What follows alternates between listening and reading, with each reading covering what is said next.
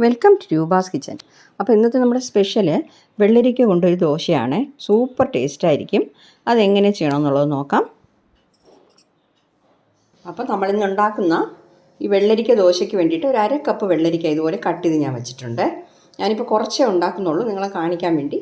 അതുകൊണ്ട് 1/2 കപ്പ് എടുത്തു. പക്ഷേ ഇത് 1/2 കപ്പ് തികയത്തില്ല, ഇപ്പോൾ കുറച്ചേ കിട്ടുകയുള്ളൂ. ഇത് ഒരു മിക്സിയുടെ ജാറിലിട്ട് കൊടുക്കാം. ഇതിൻ്റെ കൂടെ തന്നെ നമുക്ക് എരിവിനനുസരിച്ച് ചേർക്കാം. ഞാൻ ഒരു പച്ചമുളക് ചേർക്കുന്നു, ഒരു ചെറിയ കഷ്ണം ഇഞ്ചി ചേർക്കുന്നു, കുറച്ച് മല്ലിയിലയും ചേർക്കുന്നു. ഓക്കെ, ഇതെല്ലാം കൂടെ നമുക്കൊന്ന് അരച്ചെടുക്കാം. അപ്പോൾ ഞാനത് അരച്ചെടുത്തിട്ടുണ്ട്. ഇനിയിപ്പോൾ നമുക്ക് ഒരു ബൗൾ എടുത്തിട്ട് അതിൽ 1 കപ്പ് ആട്ടിയ മാവ്, ദോശമാവ് ഉണ്ടല്ലോ, ദോശയ്ക്കായാലും ഇഡ്ഡലിക്കായാലും ഏതിനായാലും കുഴപ്പമില്ല, അതിന് ആട്ടിയ മാവ് ചേർക്കുന്നു. അപ്പം മാവ് ഇതിലാക്കിയിട്ടുണ്ട്. ഇതിൽ നമ്മൾ അരച്ച് വെച്ചിരിക്കുന്ന വെള്ളരിക്ക, ഈ വെള്ളരിക്ക അരയ്ക്കുമ്പോൾ വെള്ളമൊന്നും ചേർക്കണ്ട കേട്ടോ. ആ വെള്ളരിക്കയിലുള്ള വെള്ളം കൊണ്ട് തന്നെ അരഞ്ഞു കിട്ടിക്കോളും. വെള്ളമൊക്കെ ഒഴിക്കുകയാണെങ്കിലേ നമ്മുടെ ബാറ്റ് വന്നിട്ട് തീരെ വെള്ളമായിപ്പോവും, പിന്നെ നമുക്ക് ദോശ ഉണ്ടാക്കാൻ ബുദ്ധിമുട്ടായിരിക്കും. ഇപ്പോൾ കട്ടിക്ക് നിങ്ങൾ അരച്ച് വയ്ക്കുന്ന ദോശമാവാണെങ്കിൽ നമുക്ക് ആവശ്യമുണ്ടെങ്കിൽ 1 സ്പൂൺ വെള്ളം വല്ലതും ചേർത്തോളാം. ഇല്ലാന്നുണ്ടെങ്കിൽ ഇത് തന്നെ മതിയാവും. ശകല ഉപ്പും കൂടെ ചേർക്കാം. നമ്മൾ 1 കപ്പ് മാവേ എടുത്തിട്ടുള്ളൂ. ഈ വെള്ളരിക്ക ദോശ തന്നെ പല രീതിയിൽ ചെയ്യുന്നുണ്ട് കേട്ടോ. അതായത് പച്ചരി കുതിർക്കാൻ വെച്ചിട്ട് അരച്ച് തേങ്ങയെല്ലാം കൂടെ അരച്ചിട്ട് അങ്ങനെ ചെയ്യുന്നുണ്ട്. പിന്നെ ഇതിൽ ഉള്ളിയൊക്കെ ചേർത്തിട്ട് അങ്ങനെ ചെയ്യുന്നുണ്ട്. പക്ഷേ ഇതിപ്പോൾ നമ്മൾ വളരെ ഈസി ആയിട്ടുള്ള രീതിയിലാണ് ചെയ്യുന്നത്. അപ്പോൾ ഈ വെജിറ്റബിൾസ് ഒന്നും കഴിക്കാത്തവർക്കേ ഇങ്ങനെയൊക്കെ ഉണ്ടാക്കി കൊടുക്കാം. വെള്ളരിക്ക എന്ന് പറയുന്നത് നമ്മുടെ ഹെൽത്തിന് വളരെ നല്ലതാണ്.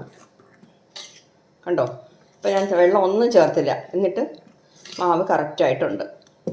അത് ഞാൻ അരച്ച് വെച്ച ദോശമാവ് നല്ല കട്ടിക്കുള്ളതായിരുന്നു കേട്ടോ. കണ്ടോ, അപ്പോൾ ഉപ്പും നോക്കിയിട്ട് നമുക്ക് ദോശ ഉണ്ടാക്കേണ്ടത് തന്നെ, ഇതിന് വലിയ ബുദ്ധിമുട്ടൊന്നുമില്ല. മല്ലിയില ദോശ ഉണ്ടാക്കാം. അപ്പോൾ നമ്മുടെ ദോശക്കരി ചൂടായിട്ടുണ്ട്. കുറച്ച് ഓയിൽ ഗ്രീസ് ചെയ്ത് കൊടുക്കാം. ഞാനിതാണ്ട് ഇതുപോലത്തെ തടിയിലുള്ള സാധനം വെച്ചിട്ടാണ് ഗ്രീസ് ചെയ്യുന്നത്. ഇതാകുമ്പോൾ എടുത്തിട്ട് അതിനെ ഫ്രിഡ്ജിൽ തന്നെ വെച്ചിരിക്കും. ഇടയ്ക്കിടയ്ക്ക് അത് കഴുകി വെച്ചാൽ മതിയല്ലോ. അപ്പം മാവ് ഒഴിച്ച് കൊടുക്കാം.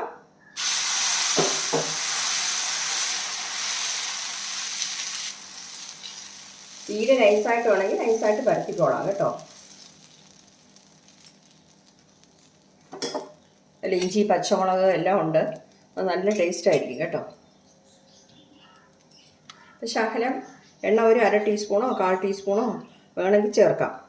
കണ്ടോ, ഞാൻ നല്ലെണ്ണയാണ് ചേർക്കുന്നത്. വേണമെങ്കിൽ ചേർത്താൽ മതി, നിർബന്ധമൊന്നുമില്ല. അതുപോലെ തന്നെ മല്ലിയില ഇഷ്ടമുള്ളവർ, ആ മല്ലിയിലയുടെ മണം ഇഷ്ടമുള്ളവരത് ചേർത്താൽ മതി. അതും ചേർക്കണമെന്ന് നിർബന്ധമില്ല കേട്ടോ. ചിലരാണെങ്കിൽ വെളുത്തുള്ളിയൊക്കെ ചേർക്കും, പക്ഷേ വെളുത്തുള്ളിയൊക്കെ എനിക്ക് ചേർക്കുമ്പോൾ ചിലർക്ക് ഇഷ്ടപ്പെടത്തില്ല. അതുകൊണ്ടാണ് ഞാനത് ചേർക്കാത്തത്. കുറച്ച് വെന്തോണേ നമുക്ക് മറിച്ചിട്ട് കൊടുക്കാം. ദോശ വേകുമ്പോൾ തന്നെ ആ നമ്മൾ മല്ലിയില പച്ചമുളക് ഇഞ്ചിയൊക്കെ ചേർത്തല്ലോ, അതിൻ്റെയൊക്കെ നല്ലൊരു മണമുണ്ട് കേട്ടോ. അപ്പോൾ നമുക്ക് മറിച്ചിട്ട് കൊടുക്കാം. കണ്ടോ, നല്ല രീതിയിൽ ചുവന്ന് കിട്ടിയിട്ടുണ്ട്. ഒന്നും കൂടിയിട്ടില്ല, നമ്മൾ മല്ലിയില ഇട്ടതും കൂടിയിട്ടില്ല, അതുപോലെ എരിവൊന്നും കൂടിയിട്ടില്ല, നോർമലായിട്ടുള്ളതാണ്. മറുവശവും കൂടെ വെന്ത ശേഷം നമുക്ക് മാറ്റാം. മറിച്ച് നോക്കാം. കണ്ടോ, വെന്തിട്ടുണ്ട്. നമുക്ക് മടക്കിയെടുക്കാം. കണ്ടോ, നമ്മുടെ കുക്കുംബർ ദോശ സൂപ്പറായിട്ട് റെഡി ആയിട്ടുണ്ട്. അടുത്തത് ഞാൻ ഇതുപോലെ തന്നെ ഉണ്ടാക്കിയെടുക്കാം.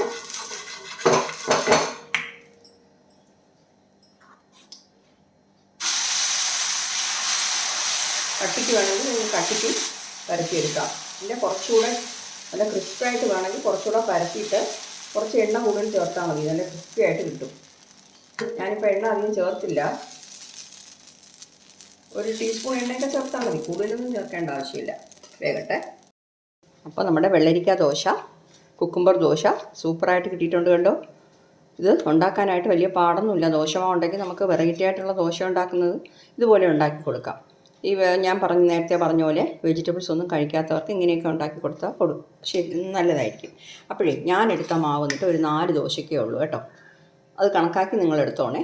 നിങ്ങൾക്ക് കൂടുതൽ വേണമെന്നുണ്ടെങ്കിൽ വെള്ളരിക്കയും മാവും എല്ലാം കൂട്ടിയെടുത്തോണം. ഓക്കെ, അപ്പോൾ എല്ലാവരും ഇതൊന്ന് ട്രൈ ചെയ്ത് നോക്കണം കേട്ടോ. ഇതിൻ്റെ കൂടെ ചമ്മന്തിയോ സാമ്പാറോ നിങ്ങൾക്ക് ഇഷ്ടമുള്ള എന്ത് കൂട്ടിയും കഴിക്കാം. നല്ല ടേസ്റ്റായിരിക്കും. അപ്പോൾ ഇതുണ്ടാക്കി നോക്കിയിട്ട് നിങ്ങളുടെ ഫീഡ്ബാക്കും കൂടെ ഒന്ന് അറിയിക്കണം. Okay, thank you.